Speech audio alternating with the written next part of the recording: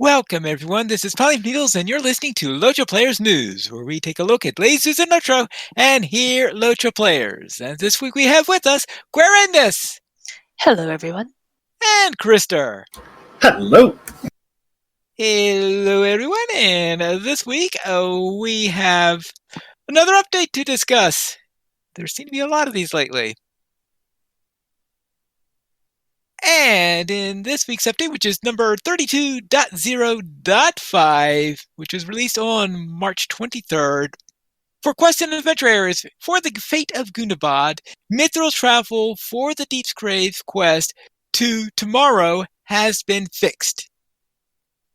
No idea what that was all about. Yeah, I was going to say that once again, we are sitting here going, okay, what went wrong? What was it that they fixed? All I can say is, knowing Deepsgrave, if I'd paid mithril and they dropped me in the wrong place, I'd been really annoyed. Yeah, I think that probably would that would have been my guess. Yeah, there is that. Yes, they leave you 3 floors off. Oof. For the hidden hoard of Abnakara, Kreml Frostheart's encounter has been updated. The initial encounter is now one time. Once players have entered the mind of the Frostheart, Kreml and Durin will enter an endless fight, and players can re-enter the mind of the Frostheart by approaching them. In addition, completion of the gauntlet is only required once. After completing the gauntlet, you will now be teleported much closer to the Kreml encounter if you're defeated in the final encounter with Kreml Frostheart. You were saying, Krister? Oh, that's kind of an those are interesting changes. So I'm assuming that a lot of people got really, really frustrated at getting, okay, you guys, we're down. She's at 3%. Okay, everybody wiped? What do you mean we got to start the whole thing over again? Yes. Yeah, that would be quite annoying. I would presume that's especially a problem in tiers 2 and 3. It looks like in tier 1, maybe if you're doing it the first time, maybe there could be wipes at that final encounter. But it looks like I suspect that she gets nastier and nastier as the tier goes up. Absolutely, yeah. I'm expecting tier 2 will be another level because tier 1 seems deceptively manageable.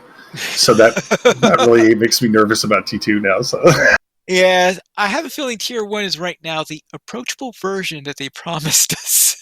For those of us who like to be able to see it without being a top-end raider. Yes. I'm sure that higher tier you go, the more you need to be a top-end raider in order to be able to complete it. And I like that idea too, because I think just being able to go through that and see it, the adventure is a blast. It's just being really able cool to see it in a way that I wasn't able to see Remerkant or Anvil. Yeah, I still haven't seen Anvil. Remerkant, I went through, but I can't really tell you the fine details of the story. It was more, okay, this is what we're going to do for the next person. Okay, this is what we're going to do for the next one. Yep. There's a story? What? There's a story. It involves a spider? Yeah. I just went and read it on their wiki later. Okay. Kreml Frostheart's Fangs of the Frostheart now properly reduces physical and tactical mitigation. Warlord Talbuk's Maul now properly reduces physical mitigation. Maul and Fangs of the Frostheart now properly display their healing reduction in the character panel. Tanks must now remain close to Kreml Frostheart during her encounter to avoid triggering Frozen Breath anti-exploit. Kreml's basic attacks now have a slightly smaller range.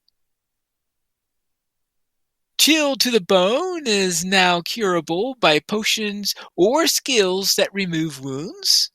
Good. And Sapper Bomb's initial damage has been rebalanced and corrected. it was too low on tier 1s and 3 and too high on tier 2. So I guess they now there's a more smooth progression on it, I guess. That's too funny too, because then of course you get all confident about, oh, these sappers are nothing, and then on tier 2 their pots are double packed or something. Well, yes, but now that they've balanced this out a little bit, that means that they should be a little bit more manageable in tier 2 now. Which is good, because it didn't feel too bad last night on T1 either. Okay. Well, that's good. I was going to say, yeah, with tier 1, it's like, don't get cocky, kid.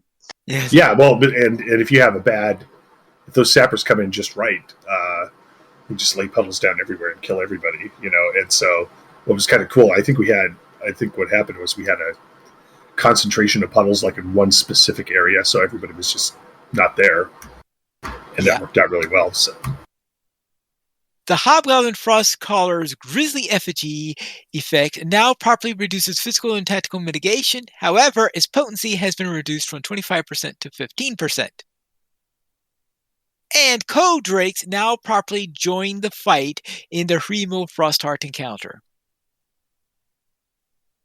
Note, Tier 4 of the Hidden Horde of Abnakara will open at noon Eastern on Thursday, April 7th, so that's a little bit more than a week from this recording. Tier 5 will release later in April. The Leading the Charge deeds for all tiers will remain active until May 19th, 2022. I wonder if we're going to see somebody complete T4 the same day it's released. Well, there'll probably be anyone that is laughing at... No, actually, even if you're laughing at Tier 3, you might have trouble with Tier 4 the first day it comes out, I suspect. But we'll find out. There's probably one guild somewhere that is just overly prepared for Tier 4 already.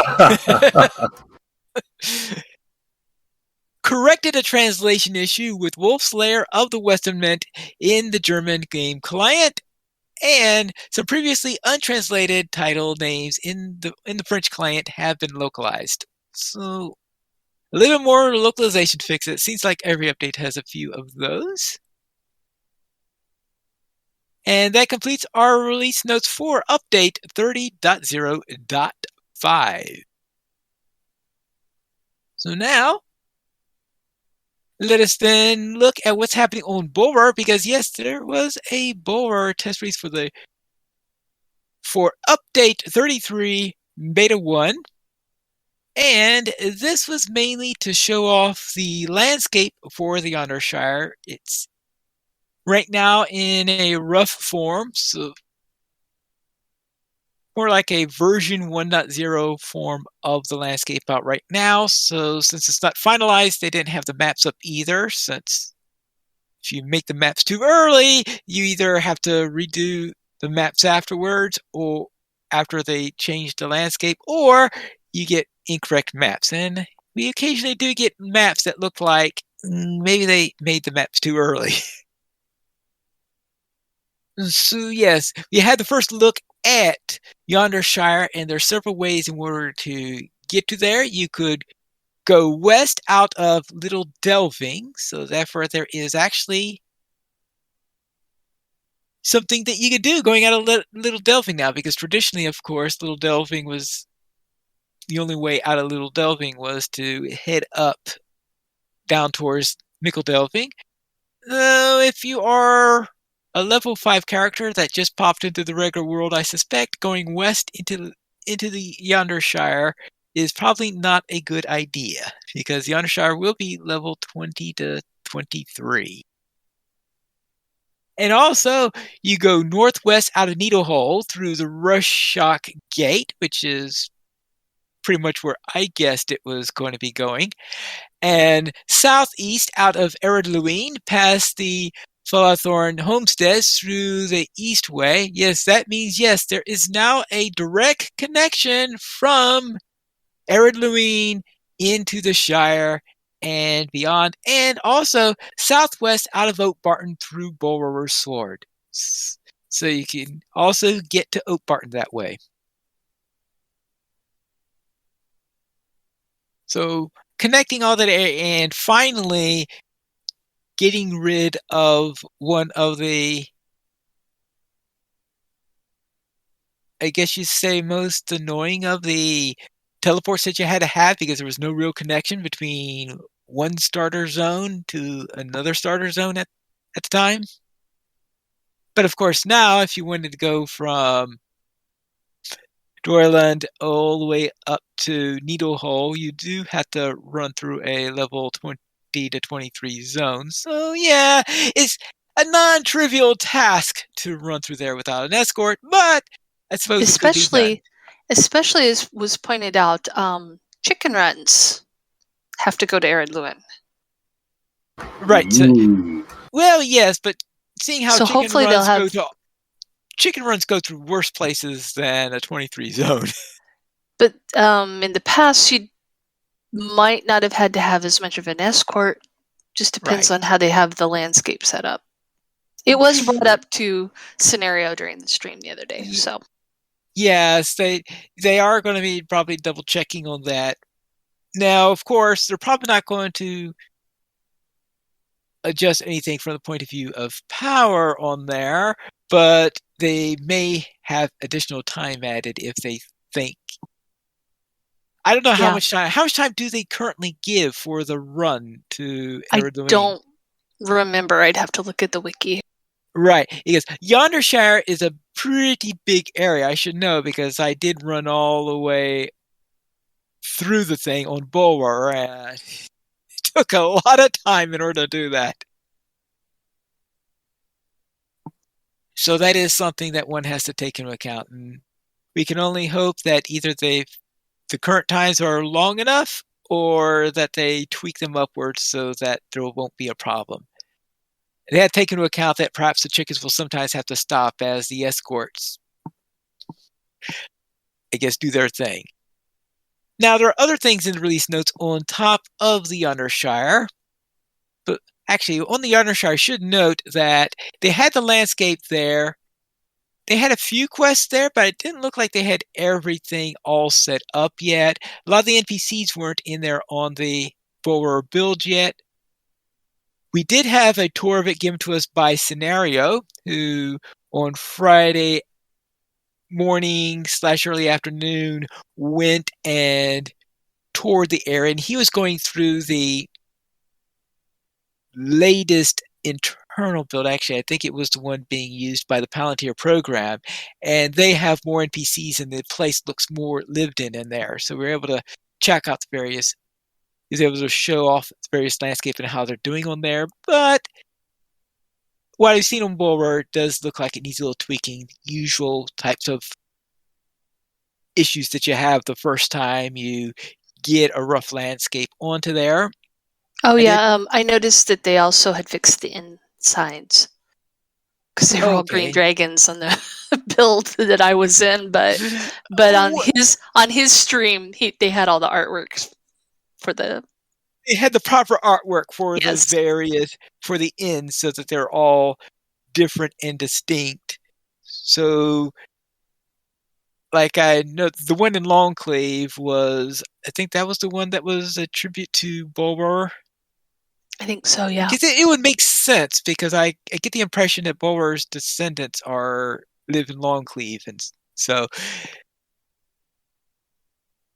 that makes it perfect that Mary ended up marrying Diamond of Longclave. Sorry, that was Pippin. I thought who married. Oh, was it Pippin? Oh, no, it might have been. Pippin married Diamond. Yes. Real Diamond. Housewives of Longclave. I would presume. I'm going to assume that because I couldn't find Diamond anywhere in there, so at least in the Bulwer build, I presume she's coming in later. And I'm going to assume that she's going to be a Northtook. I'm guessing that she's going to be the Reeves' daughter, but we'll find out, I guess, when things come along. Now, let's get into the other release notes. For classes, Bjornings, fix the description of Bjorning's Greater Swarm trait now correctly indicates that only the dot component becomes AoE. Right? As for brawlers, remove the text on the brawler's metal tooltip that describes functionality it doesn't have. I have been wondering for quite some time about what activates what I think is the functionality they're talking about. Now I know. It wasn't there! Okay, I give up, you guys. Where is the can opener? And also updating icons for Brawler's trait, Fulgurant Strike cooldown to match the skill icon. As for the champion, Blade Wall base damage reduced about 25%. Champion's Blade Wall skill has been significantly overperforming in the DPS parses for a basic skill, and the class has been a tad OP in its AoE output compared to most others. We don't have Terry and Calavathian here to give their opinions on that matter, so I guess we'll have to go on to the Guardian, where they fixed Catch a Breath set bonus to work properly with Tracery or other buffs. And as for the Minstrel, let's just say triple the number I've already said for all the other three classes combined, and that's how many things they have here for the Minstrel. So most likely they are going to have tweaks and all sorts of things to this. So I'm not going to read everything they have in here because I'm sure half of these are going to change again by the time the next build comes along. So let us just say that what they're trying to do is they're trying to tone down the defense of the solo minstrel, of the minstrel that is that's in War Speech, and up their offensive punch so that they'll try to kill them before that their job is to kill them before the foes arrived, rather than trying to survive over pools or something like that. And there was one of them here that concerned me because I use it to protect myself when I'm running my yellow line with a champ. Song of the Hammerhand, the base bubble value being reduced that much. Because I don't always throw out for both of us. Sometimes I just need to buff myself. But, and it's like I understand that they'd rather they get stronger DPS and get them on a stronger DPS standpoint. But saying the bubble's too strong when other classes can't kill things that quickly. If I'm in blue line, I'm in really deep trouble. Well, yeah. you have other skills in blue line, don't you? At higher levels, maybe, but not currently. No, I'm like just now getting into some of the areas after Lothlorien, and I don't right now. I'm just gonna hurry up and try to get the landing done by myself in southern Mirkwood and hope for the best. Well, yeah, there is that. So I have a feeling there is going to be some discussion on this, and I have a feeling there's going to be some tweaks on this, as I was saying before. That's why I'm not reading the entire thing, because I figure I'll be reading an entirely new list every week until the release comes out. So, but the idea here is that they're trying to make tweaks for a number of things to update the minstrel. How I know I did a test on this. I did a test both on live and on Borer to compare how I did in Trouble in Tuckborough. The reason why I chose Trouble in Tuckborough is because that's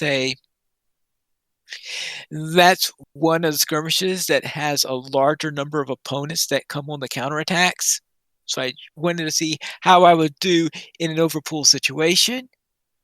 I noticed that on the current one on live, I was barely able to get through. There were 2 or 3 points where I think I was very, very close to being defeated in there. As for the Bull Roarer, I think I got defeated on the first counterattack. So,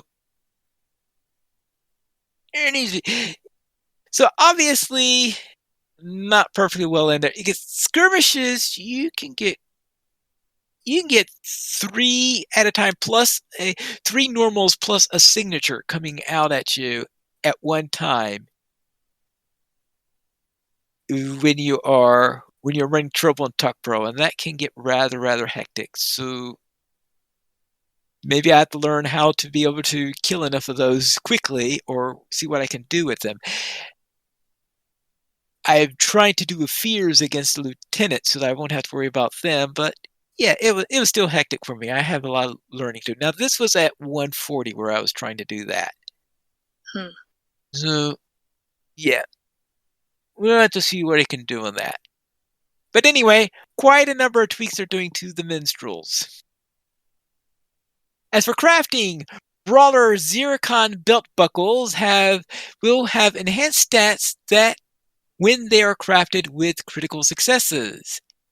The crafted headpieces for the Bjorning Abyss armor sets now correctly count towards their set bonuses. T9 Cook Reputation trail food recipes will now display their names correctly when multiples other recipes are stacked. There are T9. Oh, T9. All right. Let's see. T9 is which zone?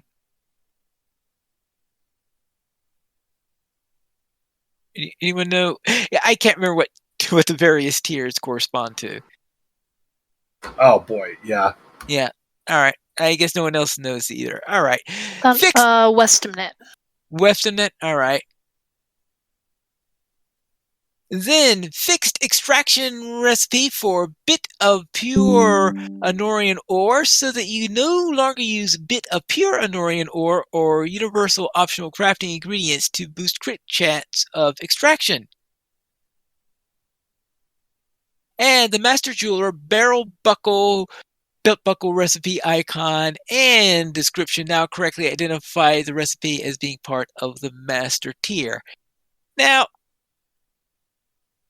are belt buckles exclusively crafted or something? Because I have not seen a single belt buckle in all of my adventures. They are drop recipes that are really hard to get a hold of. You can purchase them through the LOTRO store. But yeah, they're drop otherwise. And I think I've maybe got one of them to drop. Ooh. All right. So I have to check any jeweler recipes I see to make sure that I haven't been selling off belt buckle recipes and instead send it to my jeweler. Yeah, because belt buckles, I don't know, as far as I know, they don't exist. Now, it's not like my brawler's having too much trouble without a belt buckle currently. Don't say that, Pine. They'll nerf it. Well, I've heard rumors, though, that brawlers have intense troubles when you get up into the higher levels. So I'm only up to the Great River. I have a feeling that when you hit 86, about the time you go into... That's a bump for everybody, though. I can see that. Yeah, well, okay. I will concede that there is a bump for everybody there, but I'm wondering, there's probably one of the big bumps where brawlers get particularly hard hit, I have a feeling. I'm going to find out, I guess, when I hit those first bumps. Let's then head into the quest and adventure areas, where in Gundabad, Pit of Stonejaws, dwarf wights will appear during the tombs of the old lords, will no longer spawn inside their sarcophagi, and have updated entrance animations. And in the Black Book of Mordor, Chapter 13.8, Guardians of the Tower will now have billboards that update with each monster kill. All right. 13.8. That is...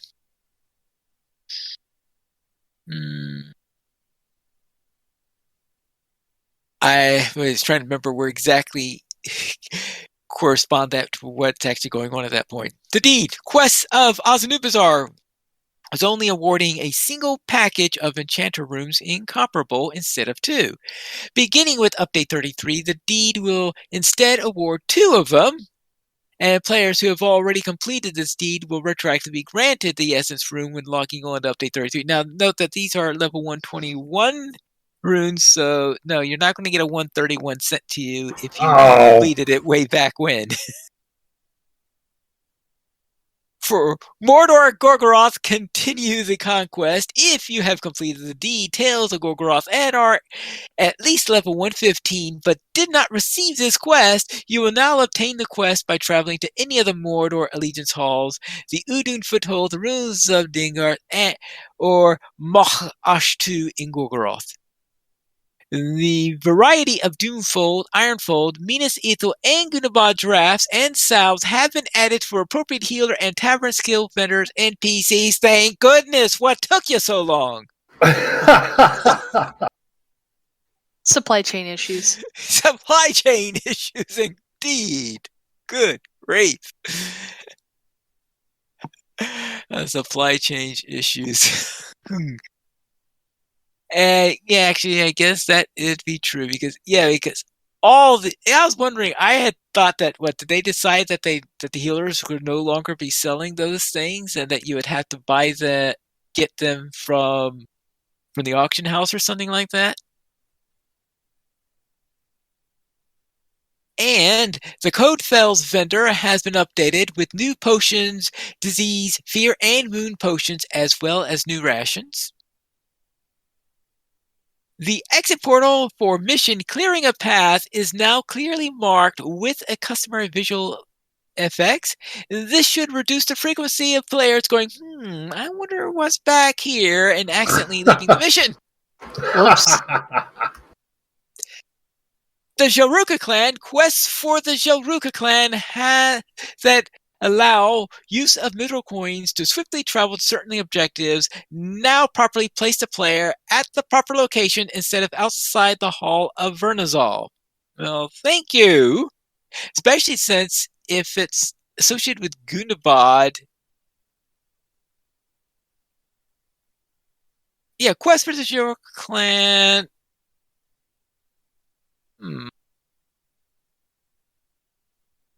I'm trying to remember which that is whether that's a level cap type thing or is that one of the things that people are starting can get it even at level 20.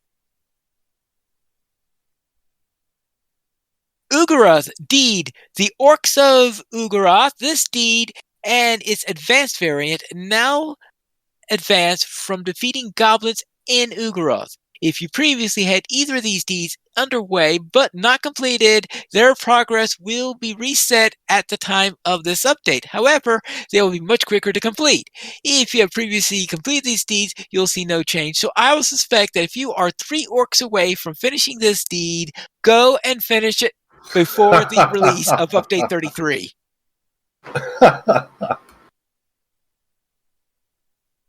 Adjusted a hungry hobbit patrol in Little Delving.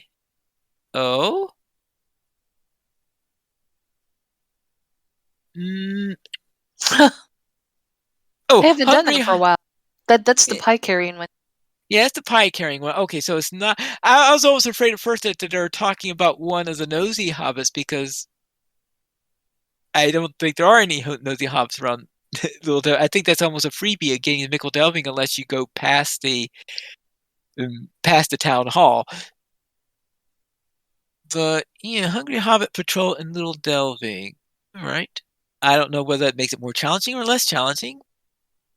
One of the Drakeling eggs in Korthgorot needed for Deep's Grave quest Drake's Cradle is now reachable. Right, and that's good. Bee's Big Business Challenge Flower Power.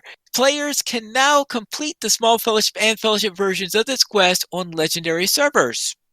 And also, players can now complete Bee's Big Business on Small Fellowship and Fellowship versions on the Legendary servers. But I would say about the time Update 33 comes out, isn't that about when the Spring Festival will be closing? Springfest is just till the 5th, so... Yeah, okay, yeah, so it'll be finished well before that. I'm pretty sure Update 33 is probably coming out in the middle of the month. So, yeah. They might, perhaps they'll have a quick patch next week that will include this. before the end of this festival. That's a possibility. All right, because sometimes Bulwer includes not only the ones for the main one that they're shooting to, but also a couple of items that are expected in a smaller patch between them. All right, we'll have to guess that's a possibility. Miscellaneous. The word Gundabad has been removed from the Legendary Items Reward Track panels title, all right, because it's not just related to Gundabad.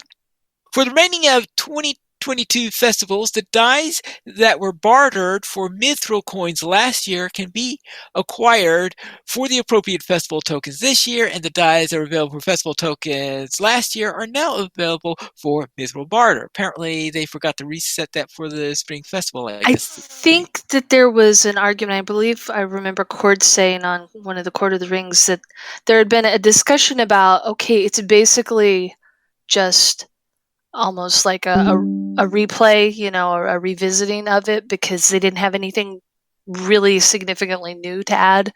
Right. That they didn't flip them, and then everybody went, "Why didn't you flip them? I have to pay mithril for Shire Plum." So yeah, they got our message loud and clear. Mm-hmm. They didn't get Terry's message though. Well, I realize that Terry would have probably not cared about the Shire Plum, but some people evidently really were upset about it. I think I know at least one person who would probably appreciate being able to get Shire Plum with festival tokens instead of mithril. But you do. Yes. Yes. Akahoon's brand of the Tyrant and Lenathal's insignia of the Captain General now correctly apply immunity to slow, disarm, and silence effects for 5 seconds rather than 10 seconds. Fixed typos in the Great Reaper, Gondor, Mordor, Rohan, Vales, Binding, Avendim, Warden class quests, bingo quests, food items, and big battles. I'm just trying to say, what typo was there in the Warden class that I've been missing for the last 15 years? All right, Wardens have only been around for 13 years, I guess. Shimmering Dust and Monstrous Scale items descriptions incorrectly stated that they could be turned in for tasks. Their descriptions now correctly state that they can only be sold to vendors. And as for Lua, fixed an issue where using the subscriber town services would not clear Lua bank total between character logins. And that is what was on Bulwer. As I said, everything I said from Yonder Shire until there is what was on Bulwer.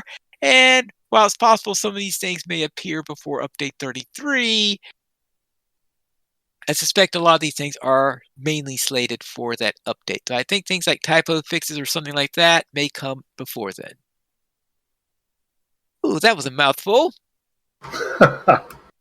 And I just want to reiterate that, as we said earlier, Scenario did do a casual stroll through Yonder Shire, and that is available on Twitch. And most likely there'll be a YouTube version of that in a few days that will allow us to see it over on the LOTRO channel there. Deco de Benlu has already been visiting all the vendors and has taken pictures of the things that are going to be on offer for barter after you have done questing there. And there's a braided rug that I really want. Anyway, check out Deco de Benlu for the decorations that are coming for housing and such with the new zone. Oh, let's see. You have inspired my curiosity on that matter. So, let's see what we've got. All sorts of little things. Oh, a satchel to go in there. I like a mail satchel. I love the coat rack too. But it's the braided rug that I'm really excited about. I don't know why. Oh, and a number of paintings that used to only be in NPC houses, like in all the Hobbit houses, are now going to be available on... Including a picture of the sunflower that we're seeing right now at the Spring Fest. Yeah, the picture of the sunflower that the elves will say that, oh, this must be a painting thousands of years old. You remember that quest? Oh, heavens, yes. Oh, yeah, yes. And I just remember heckling him by saying, the paint is still wet. It's like, and mail sorter, so just in case, sort of little hobbity things that in there, and including, as you noted, the braided rug that you can get in there. Well, if Standing Stones wants to impress me with these items, then they need to release a very high quality line of fake mustaches for elves. Fake mustaches for elves? It's a totally niche market. Think about it, Pine Leaf. I can almost smell the limbus. Yes. And there's already a dwarf or two in Moria that were wanting me to buy Durin's beard. I'm afraid the market may not be as cornered as you think.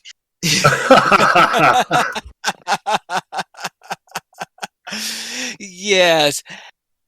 And also one other note that Cordovan said that the current estimate, and a note strongly emphasizing the word estimate, for the reset of the reward track is around May 18th. So even the around thing shows you that it's an estimate in there.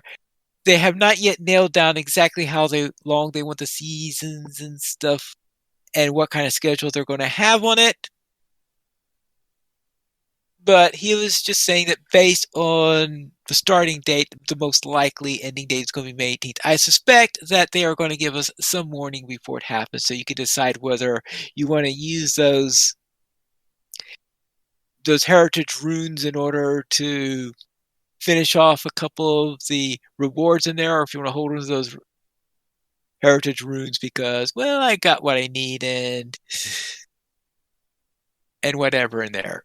So we still have a little bit. That means we still got about a month and a half, I will say, left before we have to worry about that. So let's head into the store sales. Guarendis, do you know what's on sale this week? Prepare for battle, Pine Leaf. Get 25% off stat tomes, regeneration food, run speed boosts, and attack damage boosts now through the 31st of March, which is next Thursday. And the weekly coupon gets you a universal solvent with the coupon code blah, blah, blah, USOLVES, USOLVES, now through the 31st. Thank you there. Let's then head into our week in gaming. Krister, what were you up to? All kinds of trickery. Well, not really, but I was dealing with some horrific latency that was on my network. Figured it out today. However, that didn't help me last night. But on last night, we completed Hidden Horde on T1 successfully with 10 people as opposed to 12.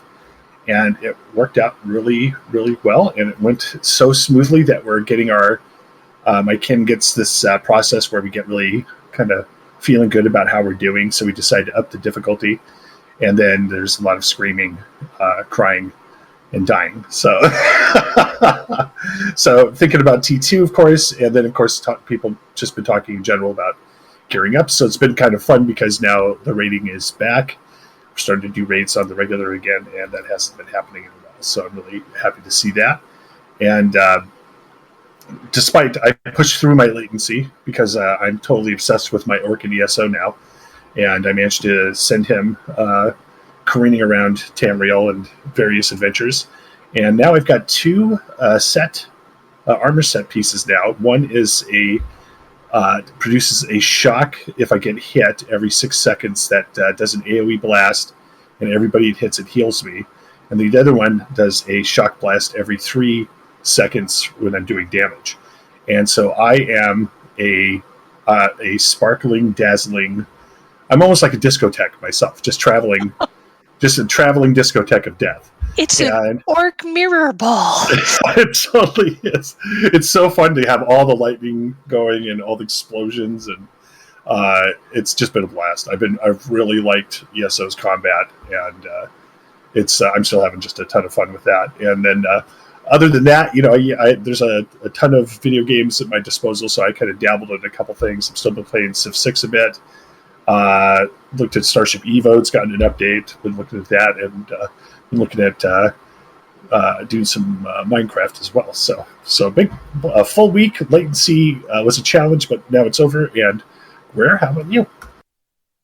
Well, Gorindus, the elf hunter, has finished the regular questing in Gundabad and only needs one more gemstone for the throne. That will require me to slay a lot more dragons and giants in the Welcome Loft before I can go and fetch that.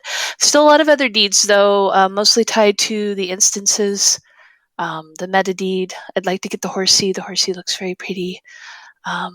Still like to poke my nose into the raid sometime and see what the story is like that.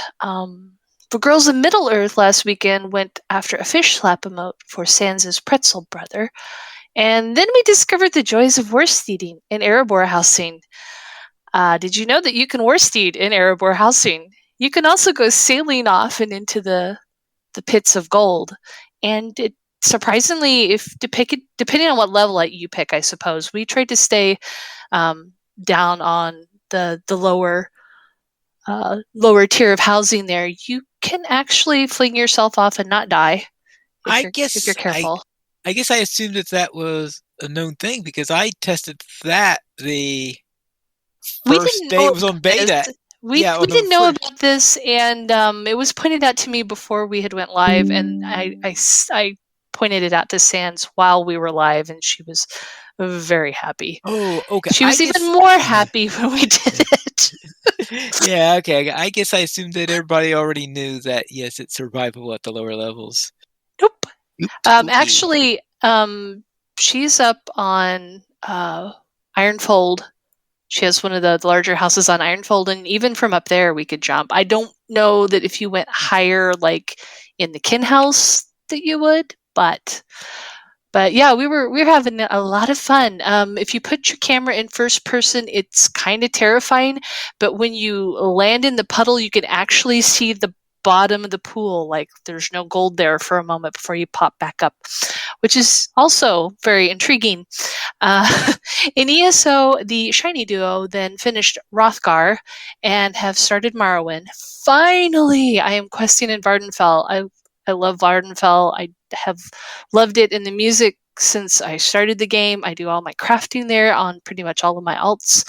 It's also kind of handy because the stables are really close to the crafting area and the turn-in is fairly close too. But I just love the area, so I'm very excited to finally get going on Morrowind, on Vardenfell. So Pine Leaf, what did you get up to? All right, I'll begin with my brawler who finished up the epic story part that was down in Dunland, and I headed over into the Great River region where I am running through that quest. I finished up what was in the Great River there, and I'm just getting to the part where you're about to head into Rohan proper. So now I'm about to head on and find out the joys of worsteeding on a brawler, which I have a feeling that I'm going to find that it is either not joyous at all, or, oh, we forgot about adding stuff for the worsteed for the brawler, which I'm not too sure which is going to be the case, but I guess I'll find out next week. You can't get your bridle. I know you can't get a bridle. So you don't have to worry about the worsteed part for the brawler. I think the skills are there. But it's like. Yeah, but yes, we won't have a bridle or anything like that, so I'm obviously going to avoid it because you're going to be way underpowered. I just want to see, do the skills exist in the first place? And at the lower levels, right around the time when you get your worsteed, I suspect that the bridle wasn't doing all that much anyways. But as you go up in level, it probably becomes essential. Or you remember differently? Well, no, I'm just laughing because even when I was helping Eowyn try to do her suicide mission, I still managed to do a better job if I just kind of ran ahead with the worsteed and then dismounted and used my hunter on foot. Well. And that was before they did anything with the bridles. So, I don't know. Yeah, that's sort of the tricky thing. But with hunters, you have ranged attacks. I don't have very much in the way of ranged attack on a brawler. And from what I can remember, they're running all over the place, and being able to stay in melee range is not going to be an easy thing to do. It would be really nice if there was some way for them to like have a horse-mounted like Keg-a-pult. Keg-a-pult. Yes, like kegs or mugs or something like that. It's just horse-mounted Keg-a-pult. Yes. Keg-a-pult.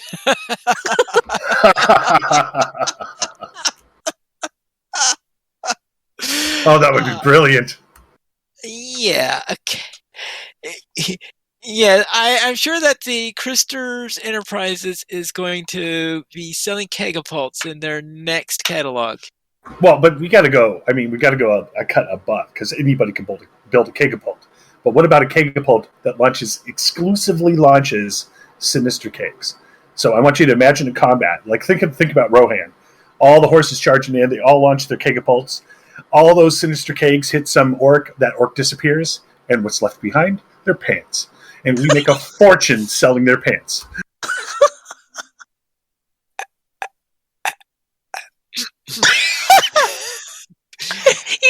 You just rendered Pine speechless, Christopher. All right, now I will think about it, Pine Leaf. I will cast Cry of the Chorus so that I can get my speech back, and we will head off to Knowledgeable Minstrel, who survived that little trip that Krister talked about earlier to the Hidden Horde. That is probably the first time I've completed an at-level raid with a non-warden, I have a feeling, because the Minstrel is... Problem is, I so rarely have finished at-level raids that... that I'm wondering but anyway, I did run the Hidden Horde with that one, so that means that I managed to get that horse that you get for completing the Hidden Horde. And that horse is a very nice color to go with my Minstrel, which means that my Minstrel has finally switched horses. And the horse that I was using with my Minstrel before this was a Blood Bay, which I think is the rep horse for Bree. Yeah, so that's like going from a gremlin to a Ferrari. I mean, wow. Actually, no. I'm trying to think. Is that the rep horse for Bree, or is that just one of the ones from Hengstanger? It's one of those two. I think it's a Hengstacer one. Yeah, might be a Hengstacer one. Yes.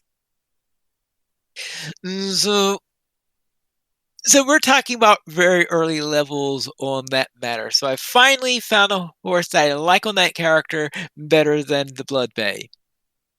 Then in ESO, I finally completed Cadwell's Gold. So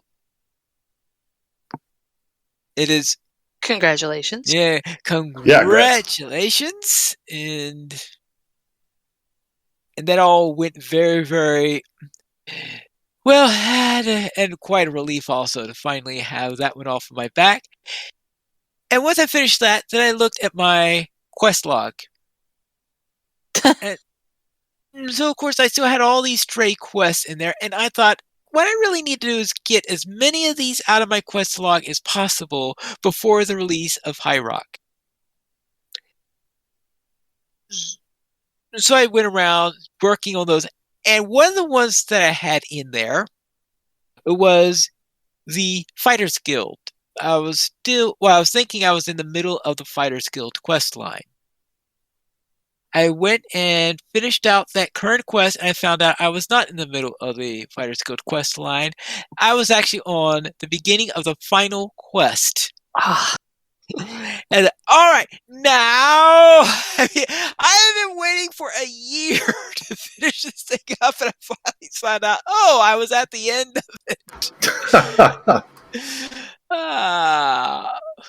Oh well, poor Seesaw Colors was held in suspense all that time.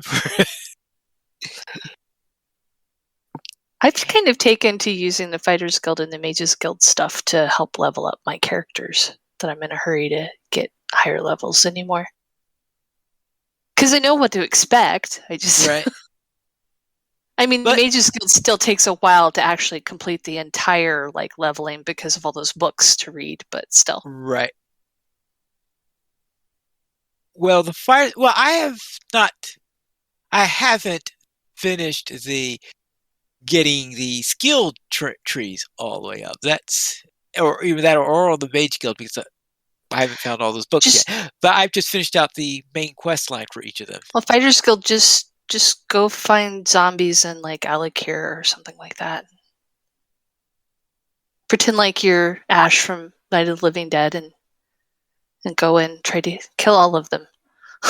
Okay, they mainly get it for killing undead or something. Yeah. There you get some points for undead and for vampires, I think. Oh, I run to plenty of those because today I was killing things like blood fiends and zombies and stuff like that. Yeah.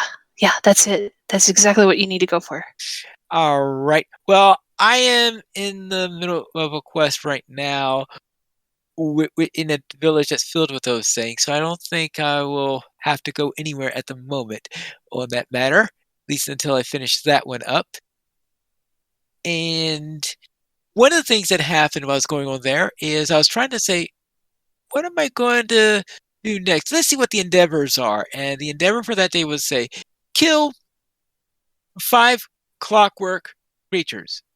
All right? That means, oh, how about this finishing up the prologue to the Clockwork City?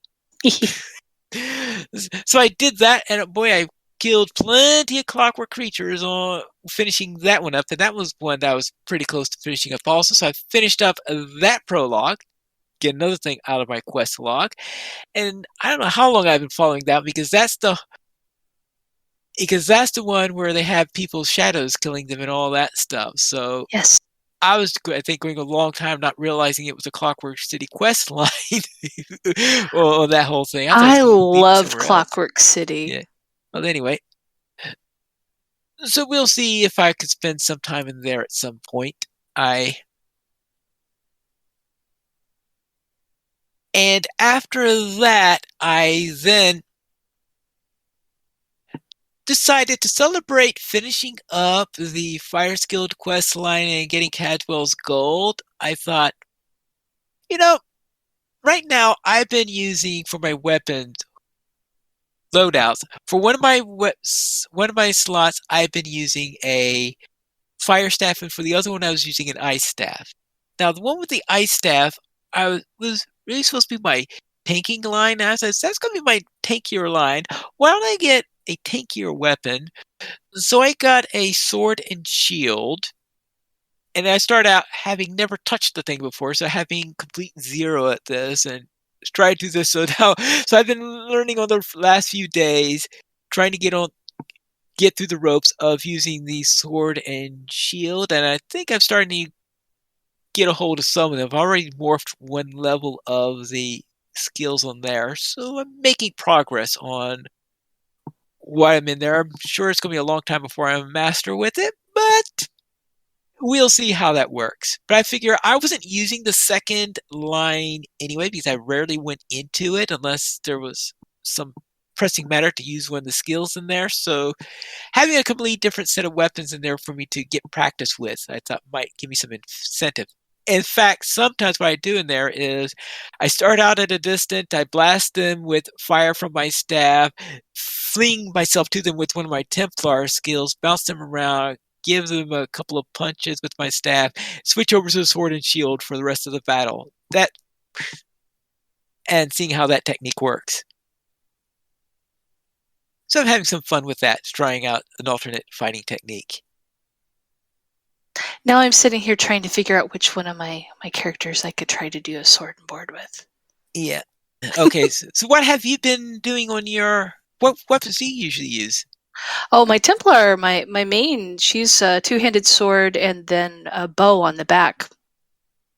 Okay, yeah, because okay, that makes it. You got a ranged weapon and a close-end weapon, and I think of the staff as... Well, I've been using it as both range and close-up. I figure I could use that as a ranged and then get in closer to it, and then switch to the sword and board as close, especially if I wanted to emphasize defense.